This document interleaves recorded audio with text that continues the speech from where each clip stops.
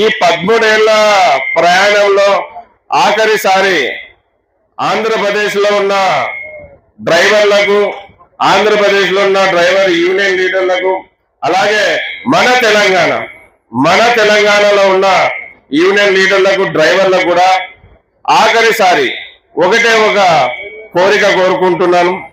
ఆ కోరిక ఏమంటే, మీరేం తీర్చలేనిది కాదు, నేనేం మీకు డబ్బులు అడగడం లేదు. ఒకే ఒకసారి నాకు సపోర్ట్ చేయండి. మీకోసం పని చేసేకి నేను సిద్ధంగా ఉన్నాను. నేను నిరాహార దీక్ష మన విజయవాడ, అమరావతిలో చేయాలనుకుంటున్నాను.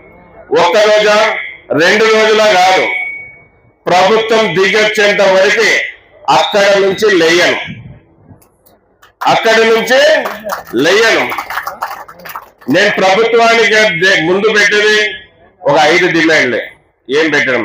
డ్రైవర్ వెల్ఫేర్ బోర్డు ఇవ్వాలి, డ్రైవర్ కమిషన్ ఏర్పాటు చేయాలి, ప్రమాదవశాత్తు చనిపోయిన డ్రైవర్ కి రాష్ట్ర ప్రభుత్వం 10 లక్షలు, కేంద్ర ప్రభుత్వం 10 లక్షలు, అలాగే డ్రైవర్ కి ఊరికి సిటీకి దగ్గర డ్రైవర్ కార్లు ఏర్పాటు చేయాలి, డ్రైవర్ కి రక్షణ చట్టం ఏర్పాటు చేయాలి.